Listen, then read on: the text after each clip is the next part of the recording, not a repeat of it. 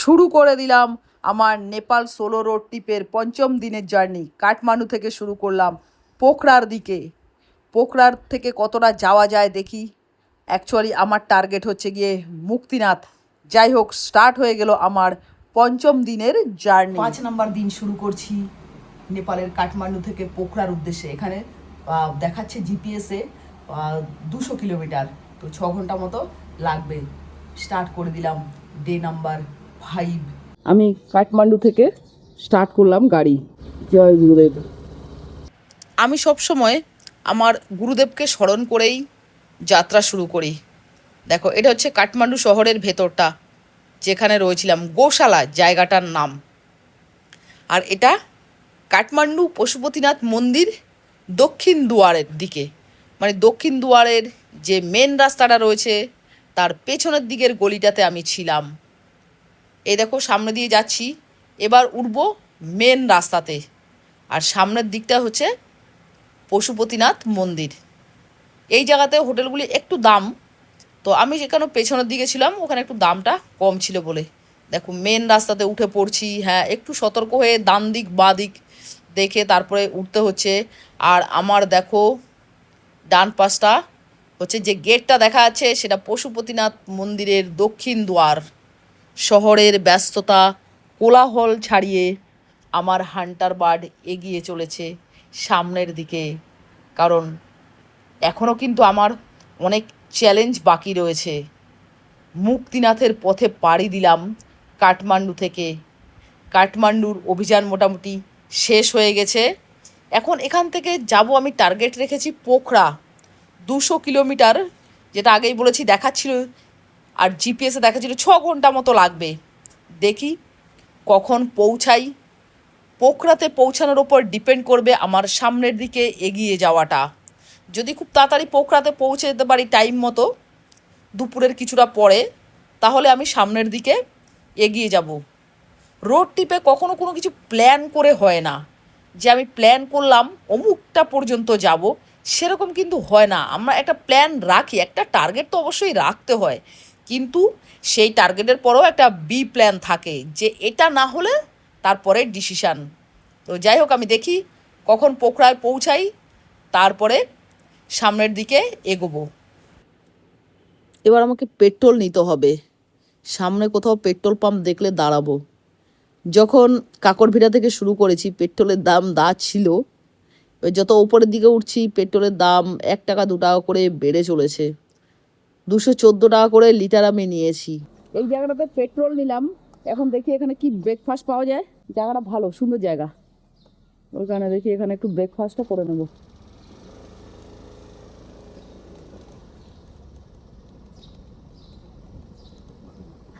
দাঁড়াই এখানে, কি হয় দেখি খাবার দাবার। ভেবেছিলাম ব্রেকফাস্ট হবে এখানে, কিন্তু হচ্ছে না, মোমো পাওয়া যাচ্ছে না। তাই দেখি অন্য কোথাও আগে যাই। এখানে দোকানটাতে জিজ্ঞেস করেছিলাম, ওরা বলছে ভাত পাওয়া যাবে। সকাল সকাল ভাত, সকাল সকাল তো ভাত খাওয়ার অভ্যাস নেই। এখন 8:30 মতো বাজে। যাই হোক, আগে দেখি, কোথাও আগে গিয়ে নিশ্চয়ই পাওয়া যাবে। আর আমি রাস্তার উপরের হোটেলগুলিতেই খেতে চাই, যেখানে অনেক সময় ছোট্ট ধাবা থাকে, নিয়ে বসে, তো সেই সমস্ত জায়গাতে খেতে চাই। আর নেপালের কিছু নেপালি ব্রেকফাস্ট করতে চাইছি, নিশ্চয়ই পেয়ে যাব আগে। তাই দাঁড়ালাম না, বেরিয়ে চলে এলাম।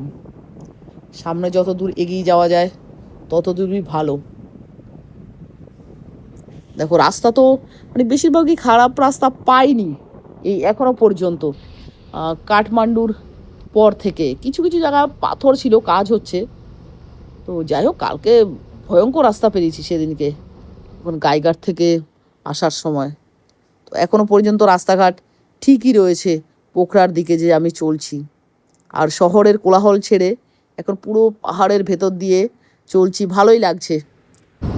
9টা বাজতে 5 মিনিট বাকি এখন। আর দেখুন রাস্তা পুরো ফাঁকা রয়েছে, আমি একাই গাড়ি চালাচ্ছি। আর 2-1টা গাড়িকে দেখতে পাচ্ছি পাস হচ্ছে, কিন্তু অলমোস্ট ফাঁকাই রাস্তাটা। আর বাড়ির চারিদিকের যে সিনারি নাজারা খুব সুন্দর। কোথাও কোথাও ছোটোখাটো 2-1টা শহর, মানে কয়েকটা দোকান মিলে, 10টা দোকান মিলে এখানে একটা শহর হয়ে যাচ্ছে। তো পেরিয়ে চলেছি। আর বেশিরভাগই হচ্ছে গিয়ে আশেপাশে পাহাড় এলাকা।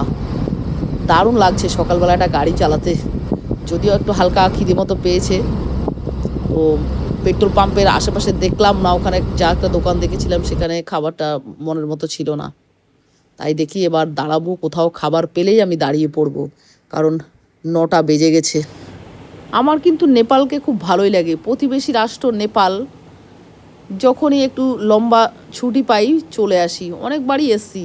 এই নিয়ে 3বার নেপালের লম্বা সফর করেছি। আর এছাড়াও একবার দুবার মানে নেপালের আমাদের যে পশ্চিমবঙ্গের বর্ডারের আশেপাশে যে এলাকাগুলি সেগুলি আমি ঘুরে গেছি। 2 বছর আগে আমি করেছি অন্নপূর্ণা বেস ক্যাম্প, তারপরে গত বছর করেছিলাম অন্নপূর্ণা সার্কিট করার জন্য এসেছিলাম, কিন্তু আনফর্চুনেটলি আমাকে ফেরত যেতে হয় আমার, কারণ চোখে একটা ভাইরাস অ্যাটাক করে। তাই যাই হোক, এবার আবার চলে এলাম একদম সোলো রোড ট্রিপে নেপাল। ট্যাঙ্কটা ফুল করে দিলাম 450 টাকা, এটা নেপালের বড়শিতে। চলতে চলতে আবার একটা পেট্রোল পাম্প পেয়ে গেলাম, তাই পেট্রোলটা ভরে নিলাম।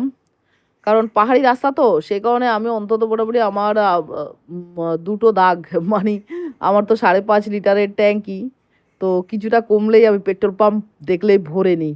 পাহাড়ি এলাকা, রিস্ক নিই না, তাই ভরে নিলাম পেট্রোল। যখন খিদে পাচ্ছে তখন মনে হয় কোথাও কোথাও কিছু খাবারের দোকানই খুঁজে পাচ্ছি না আশেপাশে। যখনই শহর ছাড়লাম তারপরে পাহাড়ি রাস্তা সেই যে অতিক্রম, মানে ঢুকলাম পাহাড়ের পাহাড়ের কোলেই চলছি এখনও। কোথাও আশেপাশে খাবারের দোকান যেখানে দাঁড়ানোর মতো এখনো কিছু পাচ্ছি না।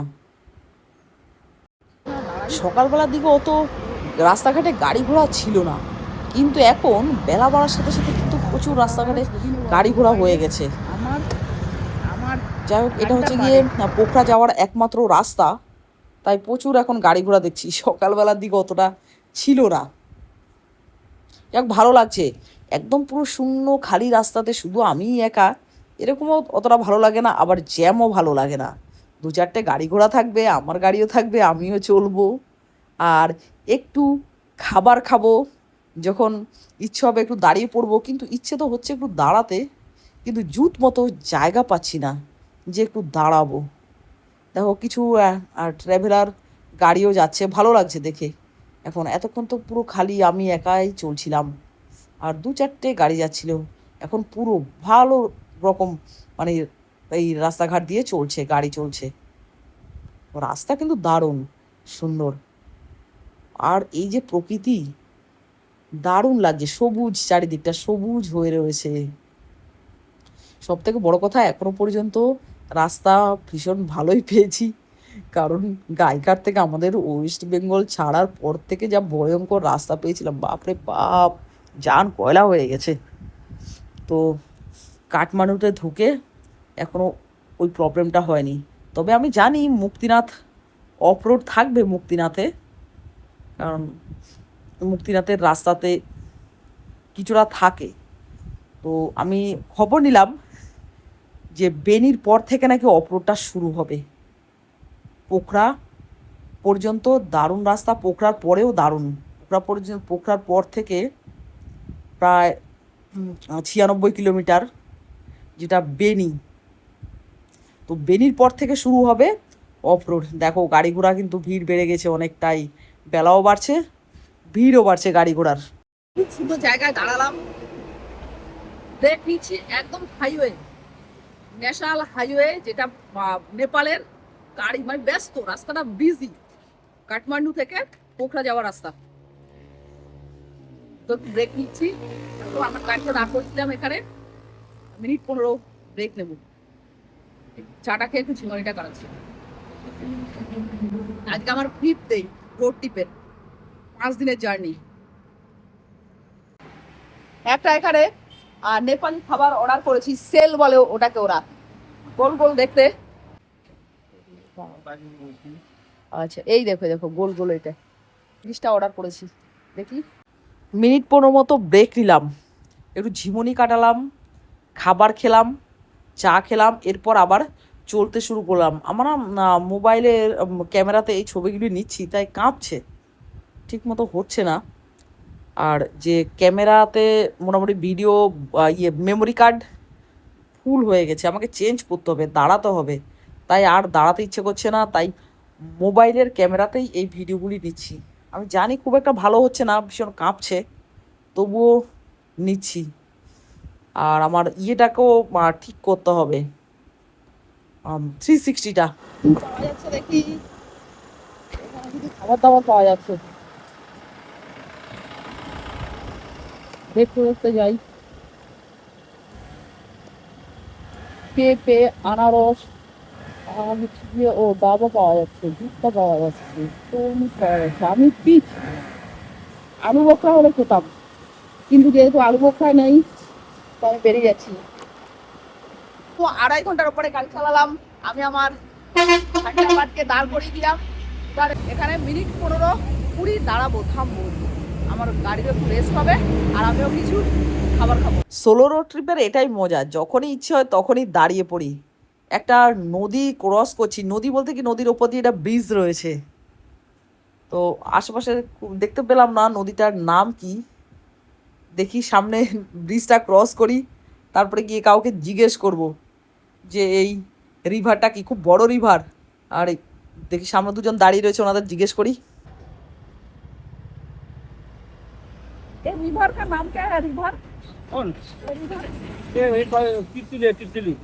हाँ हाँ পোকরা বিচ রোড না, हाँ। তার নাম দেখলাম ত্রিশুলি ব্রিজ, তার মানে ত্রিশুলি রিভার বলছে এটা।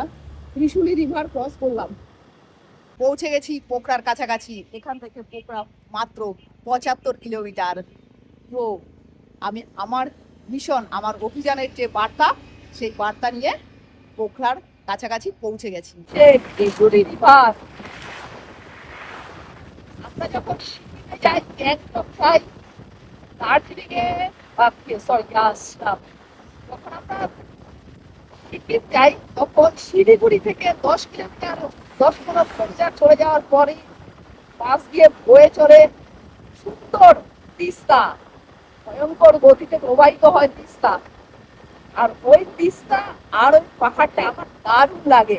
ঠিক তেমনি এখানে পাচ্ছি, যাচ্ছি পোখরার দিকে ত্রিশুলি রিভার, আর একদিকে রাস্তা, রাস্তার পাশেই রয়েছে কত জঙ্গল, ঘন জঙ্গল, পাহাড়ি জঙ্গল, আর খুব চিরে চলে গেছে সুন্দর হাইওয়ে, নেপালের highway NH-03, Nepal highway NH-03। যখন আমি পোখরা ঢুকলাম দেখলাম যে 3টে মতো বাজে, ওখান থেকে বোর্ডে লেখা ছিল যে মুক্তিনাথ 173 কিলোমিটার। আমি আর থামিনি, সোজা চলতে শুরু করলাম, কারণ ওয়েদারটা একটু ভালোই।